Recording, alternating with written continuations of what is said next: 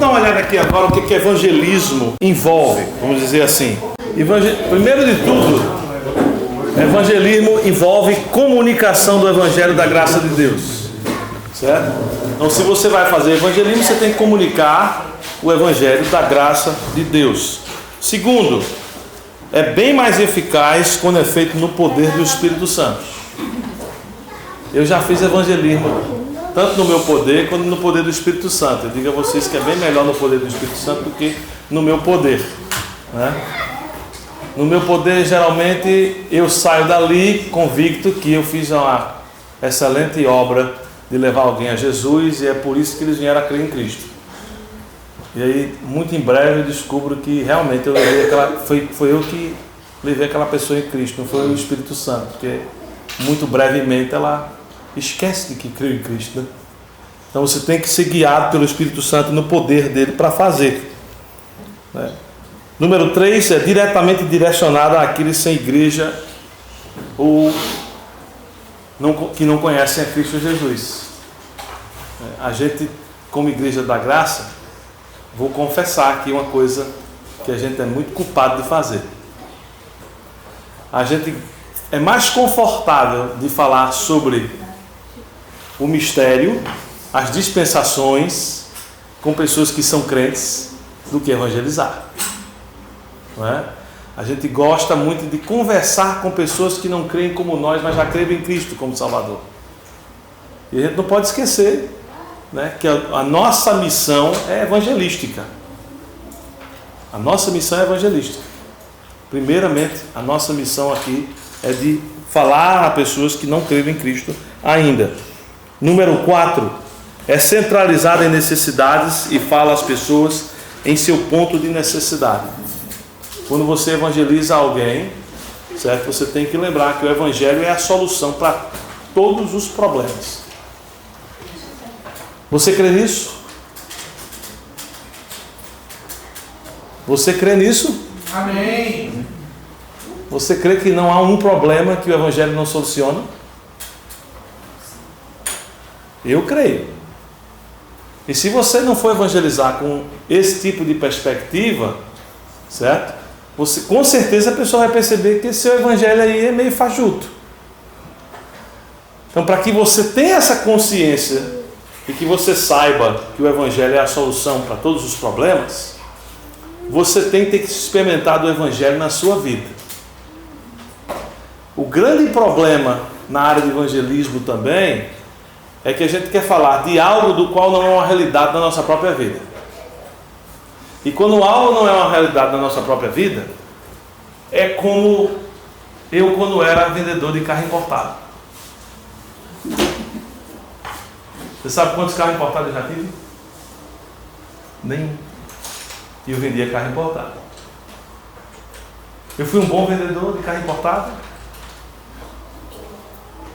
Eu fui um bom mentiroso de carro importado. Não é?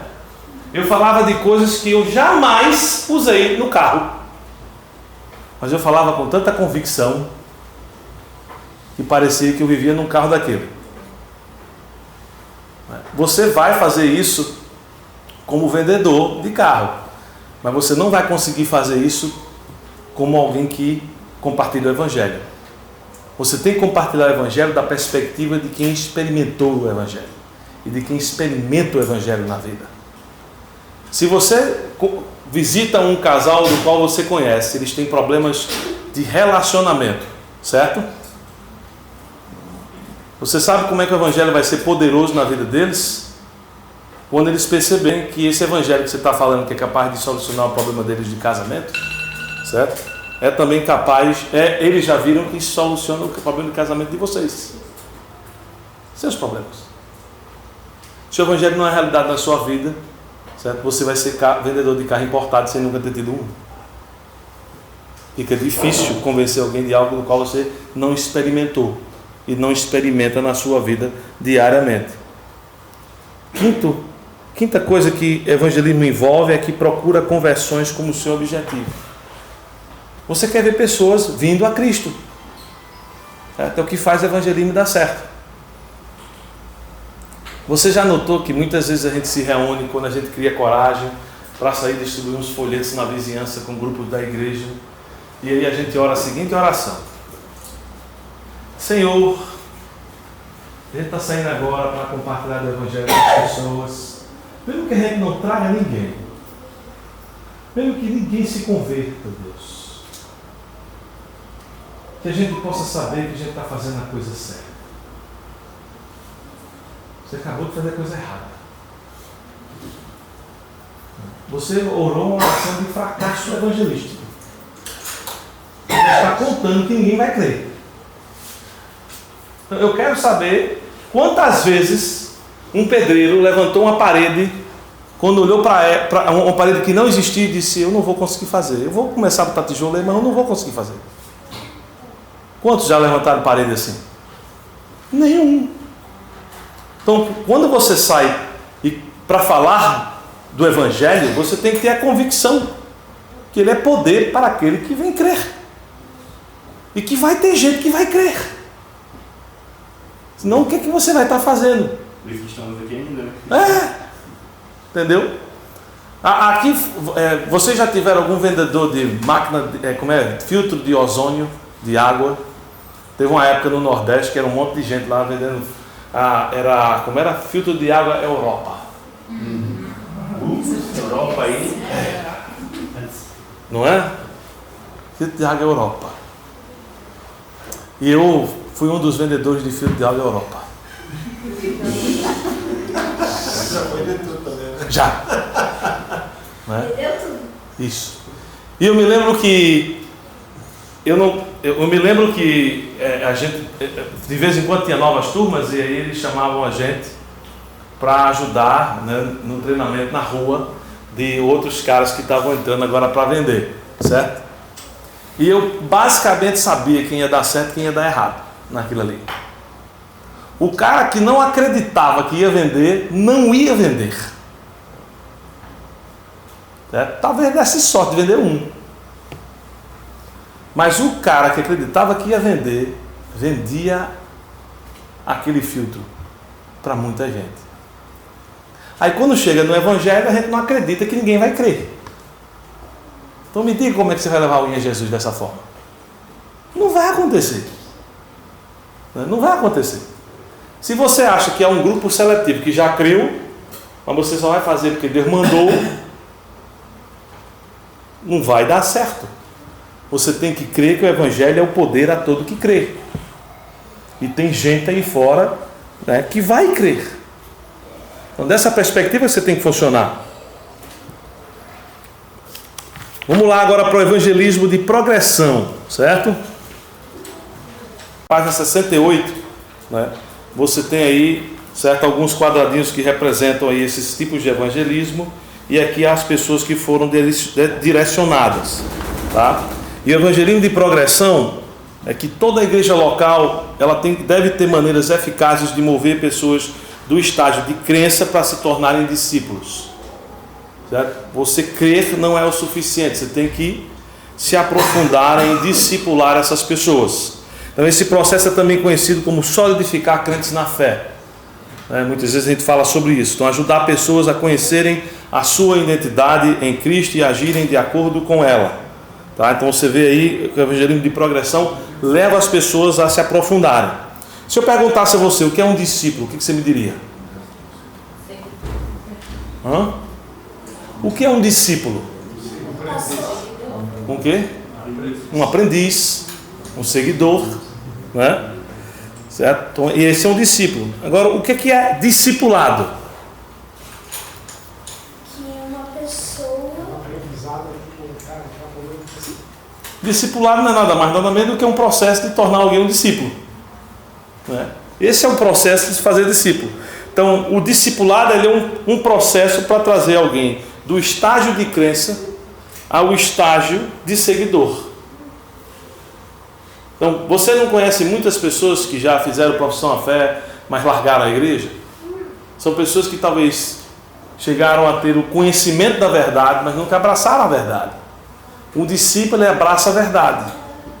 E muitas vezes a gente acha que o nosso trabalho terminou assim como a pessoa ora uma oração, professando fé em Jesus.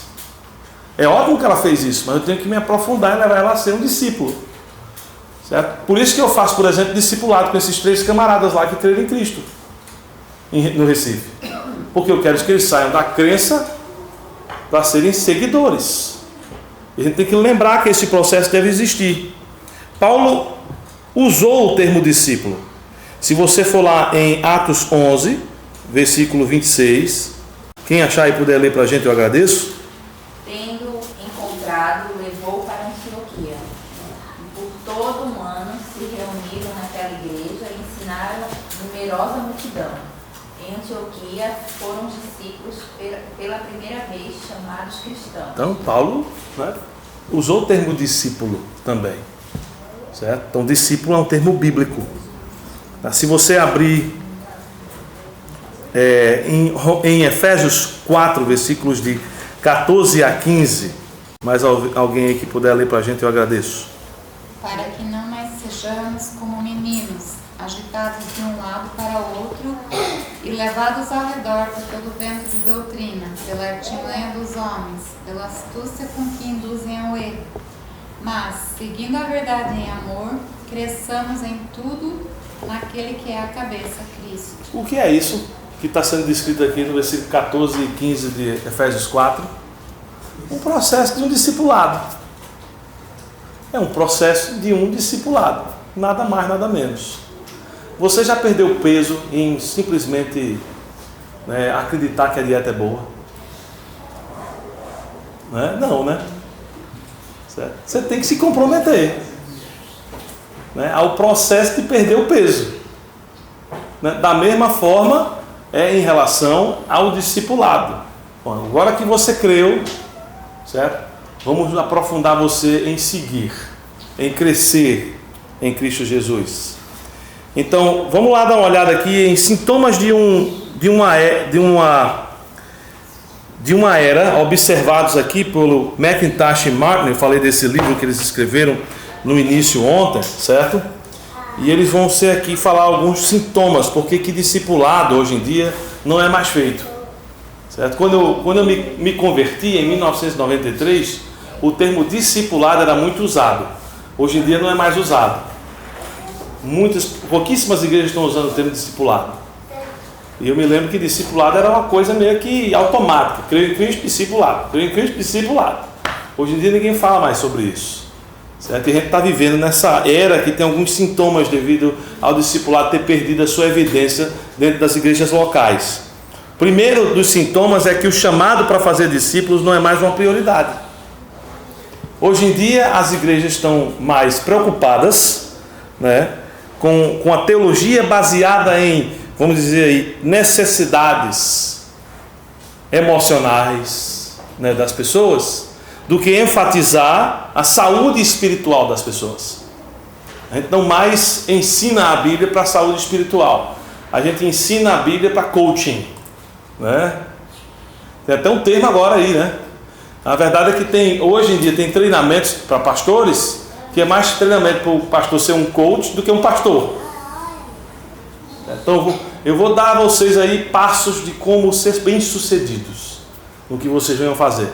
E não saúde espiritual, crescimento espiritual. Uma outra razão, outro sintoma,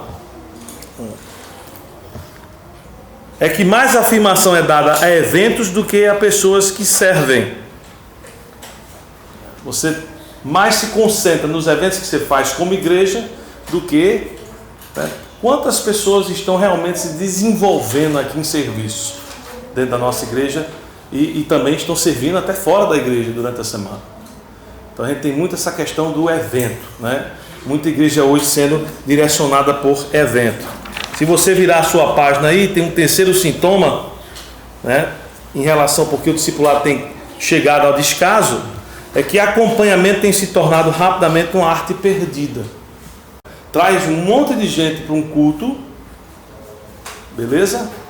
E aí a gente fala só sobre coisa prática, Tá? E o pessoal vai ficando, e aí eles vão prendendo por osmose. É a ideia. Perdeu-se a arte de acompanhar. Quem é que vai discipular fulano? Ele se converteu. Quem é que vai? Fulana. Isso é acompanhamento, e a gente tem que resgatar essa prática de acompanhamento. Igrejas que ganham e mantêm eficazmente membros novos têm um plano para o evangelismo de progressão, que normalmente envolve 3 áreas-chave do ministério. Tá? Primeira área, eles têm alguns ministérios ou programas que orientam novos convertidos. Algumas igrejas do passado tinham salas de escola dominical que eram só para novos convertidos. Vocês são dessa época? Eu sou, na Batista tem. Não é? Isso está se perdendo, quase não tem mais hoje. Mas você tem que ter. Aquele centro de desenvolvimento de vidas que eu falei para você, primeira classe é a orientação para novos convertidos, ou até mesmo o cara se converter nela.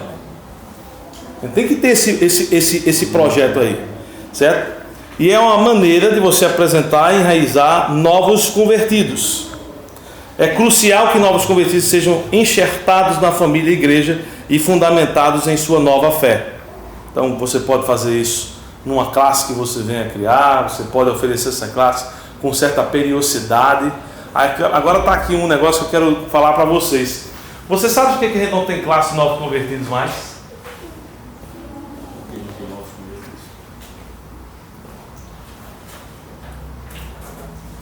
É ou não é?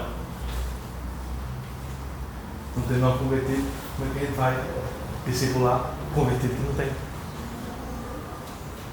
Então, primeiro resolve o problema de quê? De compartilhar o evangelho para ter novos convertidos, para que você possa ter uma classe. Certo? Nós fazemos a classe de novos convertidos na nossa igreja pelo menos 2 vezes ao ano. E a partir do momento que eu boto ela no planejamento anual 2 vezes ao ano, o que é que eu me forço a fazer? Ter novos convertidos. Certo? Se a gente sabe que vai ter uma classe de novos convertidos em junho de 2019, o que a gente tem que ter em junho de 2019? Novos convertidos. Então isso me coloca na perspectiva intencional de estar evangelizando sempre. Nós tivemos a segunda e última, né, classe 101, que a gente chama, descobrindo a IBG, que é a nossa orientação de novos convertidos. Agora foi em outubro, no começo de outubro.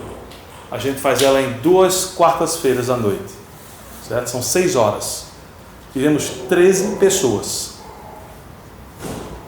São todas elas convertidas? Não. Metade sim. Então você está se forçando a estar pensando que a sua igreja, o normal é crescer. Amém. Não é? Aí está seu filho aí atrás. Se ele parar de crescer, o que é que você vai achar que aconteceu com ele? Tem algum problema. Não é? Você vai levar ele imediatamente para o médico, né? Vocês não vão levar ele para o médico e descobrir o que está acontecendo aí, que ele não está crescendo. Só que a gente tem igreja que não cresce e a gente acha que está tudo bem. Não tem problema nenhum. Eu não estou dizendo aqui que você tem que ser uma mega igreja. Mas se sua igreja não está crescendo, gradualmente, está na hora de você fazer um check-up. Fazer uma avaliação e ver o que está acontecendo, que não está crescendo. Porque o normal, o natural é crescer. Então a gente tem que se perguntar essas perguntas difíceis, mas necessárias. O que você tem dentro dessa orientação, né? O que você deve ter como currículo dentro dessa orientação para os novos convertidos? Tá?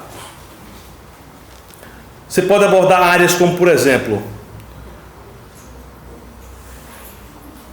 onde a vivência, né, na fé é apontado para pegar esse novo convertido e deixar ele debaixo, né, do cuidado de algumas pessoas individualmente. Você pode ter um programa assim, de 1 a 1, certo? Discipulado. Ou você pode ter, né, uma classe organizada para a classe de novos convertidos. Mas você tem que ter alguma coisa em relação a fazer discípulos, né, a tornar pessoas que creram em seguidores. Você tem que ter alguma coisa na sua estrutura. Os novos convertidos devem ser ensinados, salvação, segurança eterna, senhorio de Cristo em suas vidas, a Bíblia e como estudá-la, certo? Agora, por favor, não tenta ensinar o cara tudo sobre a Bíblia nessa classe. Isso é tendência de pastor da graça, viu? A gente quer que o cara aprenda todo o gráfico dispensacional de uma sentada. Eu digo isso porque eu fui assim, né? E a gente tem que reconhecer, tá certo? Que ninguém aprende matemática de terceiro ano estando no jardim. Tem uma progressão aí. Vai devagar, mas vai. Certo? Anda com ele, gradualmente. Outro, conhecendo a vontade de Deus. Como é que você conhece a vontade de Deus? Você tem que ensinar o novo convertido a saber como lidar com testes e tentações. Certo? Você tem que ensinar o que é oração, o que esperar de oração, o que não esperar de oração. É muito importante isso. Ensine sobre perdão. Perdão de Deus para com ele, perdão dele para com pessoas. Tem que aprender como novo convertido, certo? E você talvez queira ensinar ele como identificar os seus dons espirituais, para que ele já possa até, né, se envolver na igreja de forma eficaz. E qual é o propósito da igreja local? Você sabe que tem muita gente que... Você sabe que tem muito pastor que não sabe qual é o propósito da igreja local? Aí fica difícil, né? Você discipular alguém para saber qual é o propósito da igreja local. Então você tem que descobrir para você, para que você possa ensinar para outros. Então é muito importante que isso esteja, né, sendo ensinado dentro da sua classe de novos convertidos. Depois, você talvez queira também ter uma orientação para novos membros. Dá uma olhada aí. Uma orientação para novos membros. O que é que você quer dentro de uma classe de novos membros? Uma maneira de introduzir novos membros à nova família, igreja, e desafiá-los a se comprometerem com a igreja local. É muito interessante que a gente muitas vezes reclama que pessoas entram e saem da igreja. Mas será que a gente tem um plano de que elas entrem e não saiam? Então, o que tem numa classe de novos membros? A classe de novos membros é oferecida periodicamente, tá? Para aqueles que desejam similar, né, a serem novos membros da sua igreja, se comprometerem com a sua igreja. Então, essa classe de novos membros, o que é que deve conter nela? Primeiro, a visão da sua igreja. O que é que sua igreja quer ser dentro da comunidade? O que ela quer se tornar? Certo? Pessoas que estão chegando na sua igreja têm que saber qual é a sua visão, né, como igreja, né? Evangelismo, uma ótima oportunidade para ensinar conceitos de evangelismo para as pessoas que estão chegando. Quando é que uma pessoa, certo, tem mais contato que possa compartilhar o evangelho? Assim que se converte. Assim que se converte. Por quê? Primeiro, está fresquinho na mente dela, ela está animada com o evangelho, né? Certo? E ela tem um monte de amigo, parente, descrente. Porque muito em breve vai começar uma transição na vida dela. Ela vai deixando suas amizades do mundo, fazendo amizades na igreja, e cada vez mais se envolvendo com as amizades da igreja e da sua nova família, e menos de fora. Então, naturalmente, a esfera de influência dessas pessoas vão diminuindo. Ok? Então, a melhor maneira, melhor momento de você ensinar alguém a compartilhar o evangelho é assim que ele se torna crente. Porque ele vai conhecer um mundo de gente descrente para compartilhar o evangelho. Se você demorar uns 2 anos para ensinar ele a compartilhar o evangelho, certo? Aquela esfera que ele tinha de influência, de quem ele poderia compartilhar o evangelho, já reduziu para metade. Ou então até menos. Quem conhece também, depois de uns 2 anos, a gente perde toda aquela alegria, né? Aquela animação. Certo? Aí entra no modo hibernel, né? Que está hibernando lá na igreja. Não quer mais se envolver, né, com o evangelismo fora da igreja. Então é muito importante você aproveitar logo no início. A outra coisa que você pode ensinar a pessoa é sobre a estrutura do governo da sua igreja, para que ela entenda e possa cooperar com ele para a expansão da sua igreja e crescimento da sua igreja, e não contra. Muito importante para que ela entenda isso. A ênfase doutrinária da sua igreja deve ser ensinada na sua classe de novos membros, né? Qual é a nossa declaração doutrinária? Porque a gente crê o que a gente crê, o que a gente acha importante, certo? Então tudo isso aí deve ser ensinado nessa classe. Dons espirituais de novo aí, certo? As oportunidades que talvez sua igreja tenha de serviço, mordomia, senhorio de Cristo, né? Como é que você vai administrar seu tempo, seu dinheiro, todas essas coisas que Deus deu a você, foi para que você possa ser um bom administrador delas. Então você tem que ensinar mordomia a essas pessoas. Muitas igrejas não têm o dinheiro que precisam para fazer o ministério que tem diante delas, porque a gente não ensina mordomia. A gente acha que o cara é para aprender do nada, do zero, do vácuo. Então isso são coisas ensinadas que eles precisam reconhecer e fazer. Eu falei falando para o pastor Rogério aqui, que mês passado a nossa igreja de 60 membros, que a gente tem lá em Recife, né, nós levantamos 10 mil reais. Além do que a gente geralmente faz. Por que a gente conseguiu fazer isso? Porque mordomia foi ensinada. O que você tem não é seu, é de Deus. O que você vai fazer com isso? O que Ele quer que você faça com isso? Então é muito importante que a gente ensine mordomia às pessoas. É um ótimo momento para você fazer isso dentro dessa sua classe de novos membros. Outra coisa, programa de missões. Na nossa classe de novos membros, a gente ensina as pessoas sobre a organização com qual a gente é afiliado, né? A organização, a associação das nossas igrejas, quais são os planos que a gente tem para esse ano, os próximos 4 anos, porque a gente quer que eles participem desses planos. Então, as pessoas vão sabendo, né, que estão participando de algo do qual, né, vão fazer parte intrínseca desses projetos. Eles podem se animar. Discipulado é uma outra área chave, né, desse ministério de evangelismo e de progressão. E é uma maneira de motivar e equipar pessoas a conhecerem a sua identidade em Cristo e crescerem em sua caminhada. Onde é que você pode fazer isso? Você pode fazer isso, né? Talvez se sua igreja tem uma EBD, você faz isso lá, ensina como caminhar como cristão, né? Você pode fazer isso através de grupos pequenos, que algumas igrejas fazem hoje em dia, reuniões de homens, mulheres, né, dedicadas a crescimento espiritual, ao invés de apenas comunhão. A gente gosta de comer, né? Crente gosta de comer, né? Já perceberam isso? Né? Toda reunião tem comida, né? Certo? E todo crente ele cresce ao redor, né? Isso. E a gente tem que ser intencional em relação às nossas reuniões. Por que ter uma reunião de mulheres na nossa igreja? Para quê? Qual é o propósito?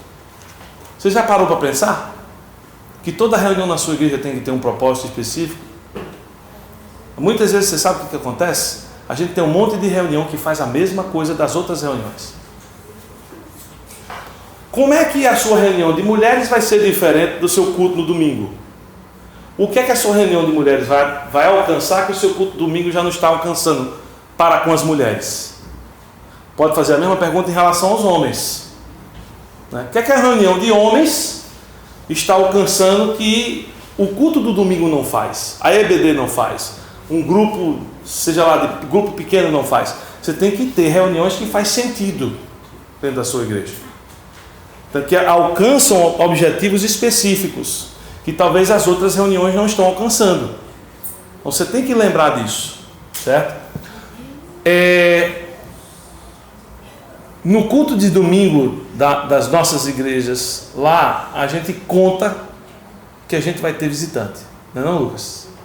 Então a gente prepara o culto para que o visitante, né, não se sinta um peixe fora d'água.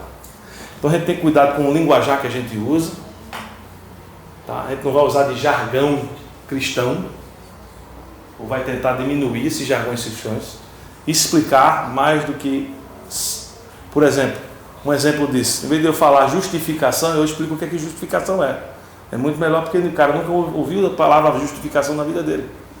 Talvez a única vez que ele ouviu justificação foi do voto dele, eleitoral, que não tem nada a ver com justificação em Cristo.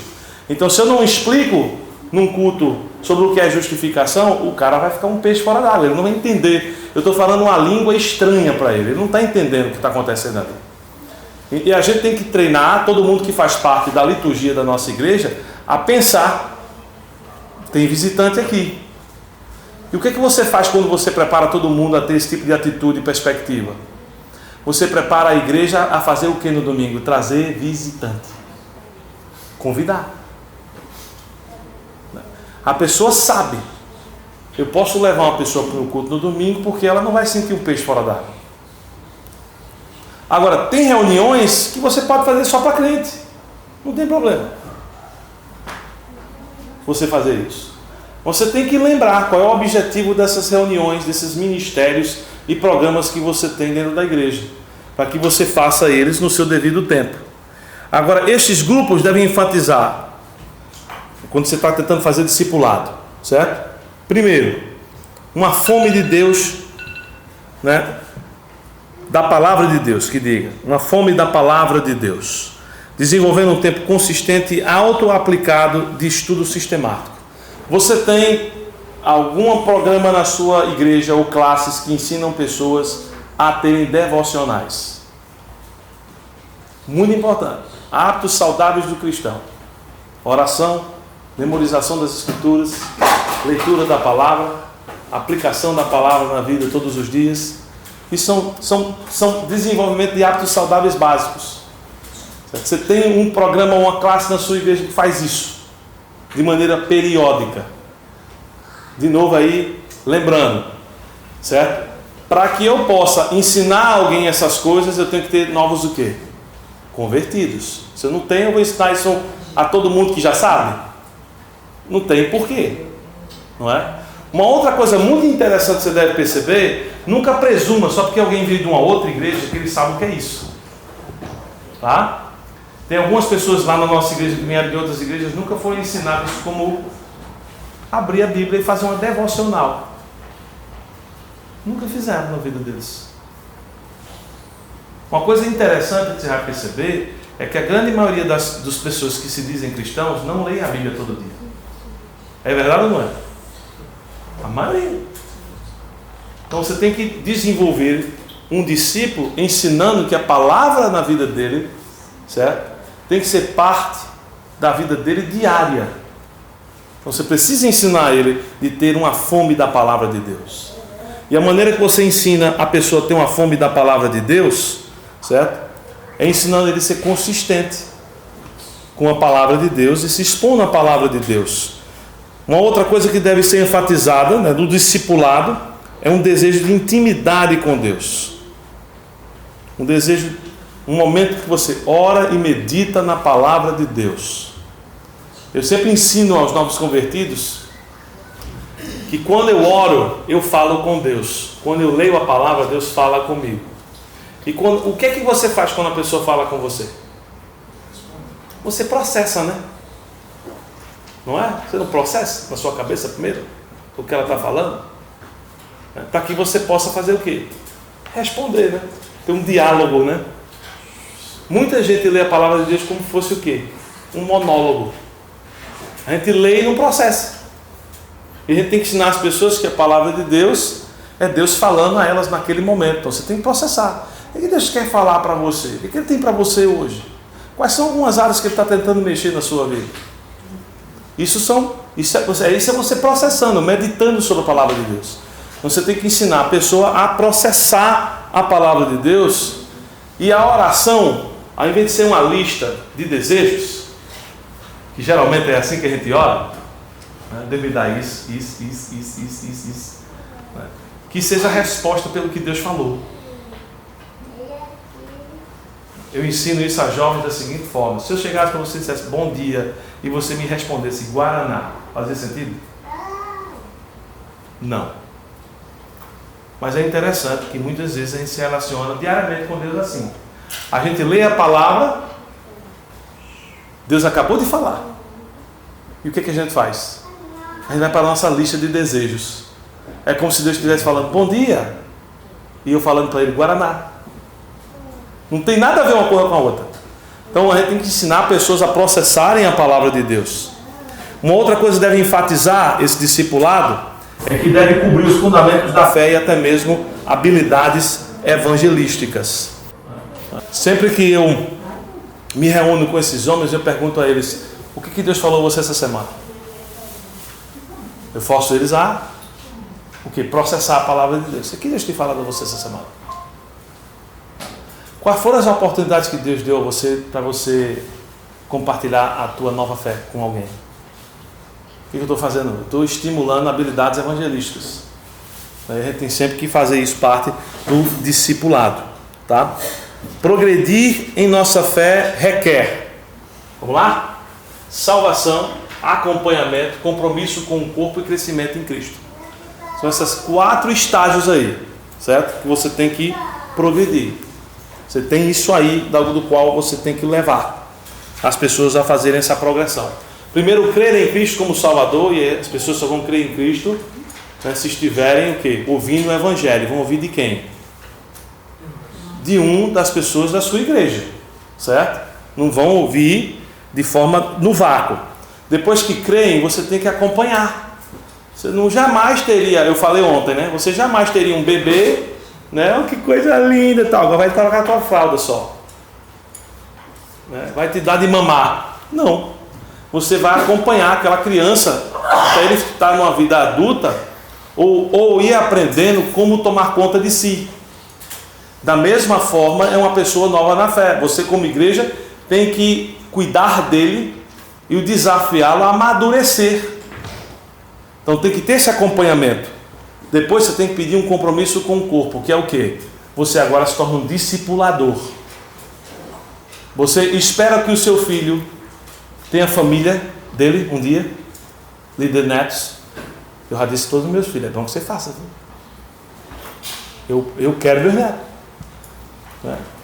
Então, da mesma forma, de progressão, a gente tem que pensar em relação à igreja. Você espera que uma pessoa se torne um parceiro seu de ministério ou um crente que está sempre dependendo de você? Você quer que ele se torne um parceiro de ministério. Então você precisa desafiá-lo a entrar nessa parceria. Você precisa de programas intencionais para fazer isso, ele chegar a desenvolver. E por último, crescimento em Cristo. Você quer que uma pessoa esteja sempre crescendo. Eu sempre falo que a vida cristã é subir uma montanha. Tá? Subir uma montanha.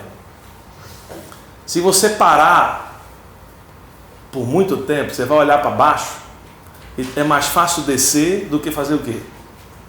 Continuar subindo. Então, a vida cristã, ela tem que ser sempre visualizada para o topo. Se você parar para dar uma olhada atrás, aquilo vai ser tão tentador. Então a pessoa tem que ser ensinada que ela tem que sempre crescer. Você sabe quando é que o cristão para de crescer? Nunca. Nunca. Absolutamente nunca. A gente sempre cresce e continua a crescer. Certo? Bom, qual foi a tarefa que eu dei ontem, Lucas? Está ministérios de presença ou atividades de evangelismo de presença. Isso. Terminologia me fugiu. Fugiu aí, né? Você consegue identificar na sua igreja alguns ministérios ou evangelismo de presença? Alguns ministérios que sejam considerados evangelismo de presença na sua igreja? Eu acho que foi mais ou menos isso aí, não foi? Tarefa. Liste todos os ministérios da sua igreja, sublinhe os ministérios de presença. Certo? Você tem alguns, você consegue identificar na sua igreja? Quantos tentaram fazer isso aí? A nossa é bem escondida. Oi? A nossa é bem escondida. Bem escondida, né? Secreta. Então, Nós temos secretos. Mas ela está no Google. Massa. nós temos lá na nossa igreja Tem um de aqui. cultura, nós temos o projeto Refúgio, que tem por intuito trazer a comunidade para dentro do prédio. Isso. Nós temos também uma vez por semana uma panfletagem, onde nós simplesmente batemos na casa das pessoas e entregamos a ela um panfleto com a programação da igreja e convidamos elas a participarem Evangelismo de presença. de um culto daquele da lista, que for melhor para eles. Isso. Aham. Nós não proclamamos, só seguimos o panfleto. Isso. Vocês poderiam pensar em algumas coisas que a sua igreja poderia fazer na área do evangelismo de presença? Projetos sociais na comunidade. Poderia ser, certo? Alguma outra coisa? Aula de música. Aula de música, pode ser também, né? Mas vamos depender mesmo do pastor? Como a gente falou ontem, não é? O que a sua igreja, com a sua participação, poderia fazer em relação ao evangelismo de presença? O que mais? Esse tipo de atividade num lugar fora da igreja, como aqui o centro comunitário, que nós temos feito assim, com uma certa frequência, estar presente, inclusive em eventos da comunidade que não são da igreja. Por exemplo, o Dia das Crianças, teve um evento que era do grupo escoteiro, mas a igreja colaborou estando presente ali. Ótima ideia. Continua a fazer isso. O que poderia ser incrementado nessa participação de vocês? Fazer umas camisetinhas, né? Sentindo falta no. Ah, não? Umas roupas de culinária. Uma camisetinha com o nome da sua igreja, certo? Fazer uma sacolinha para as crianças e um papelzinho com a logo da igreja. Para que pelo menos a turma identifique vocês se vocês são de igreja tal. Entende? Que, por exemplo, lá mesmo na nossa igreja, lá nos Estados Unidos, quando eu estava pastorando na igreja lá, como pastor auxiliar, eles tinham um projeto de limpar as estradas, né? Pegavam as seções das estradas e se voluntariavam a colher lixo. Tá. Beleza. Legal. Só que lá também tem um projeto de presidiários que faz isso. Então, ou seja, todo mundo está passando com os carros e rapaz, vai lá. Hoje saíram, né? Estão pegando o sol aí, respirando um ar livre. Então você tem que se identificar. Não é? Você é o quê? Né? De onde você é? Então você tem que participar disso aí. Talvez algo para incrementar essa participação de vocês em relação a isso. Então isso é uma maneira simples de você fazer evangelismo de presença, do qual você pode tornar a sua igreja conhecida na comunidade. Uma coisa que a gente fez lá quando teve o Agosto de Deus, agora em agosto, a gente fez o Espalhando Amor. Uma coisa simples, a gente simplesmente comprou bexiga, enchemos bexiga e de madrugada nós enfeitamos a rua inteira da igreja com bexigas e convites e papeizinhos com mensagem que a gente imprimiu lá na igreja, cortamos e colocamos na parede. Balão de encher. Aí quando o pessoal saiu de casa, de madrugada para ir trabalhar, ou de manhã cedo, viu? Cheio de balão na rua, cheio de fita, de papel. A gente só viu comentário de povo, como é que é isso? Ninguém nunca tinha feito isso na rua. Outra coisa, uma vez a gente mobilizou alguns jovens para limpar uma praça. Compramos cal, pintamos a calçada, todos nós com a camisa da igreja, passamos o dia lá, ligamos um caixa de som com música evangélica, e estávamos lá pintando, limpando a praça, e os moradores viram, tiravam foto, fizeram vídeo, botaram tudo na rede social. E a camisa da igreja lá, uma igreja pública da graça, aparecendo. Tudo quanto foi lugar. Isso é evangelismo de presença. Você está fazendo evangelismo, torna a sua igreja conhecida. Eu fui no cemitério uma vez, nada disso. Você foi fazer evangelismo de presença de mortos? Esse crê no poder de Jesus mesmo, viu?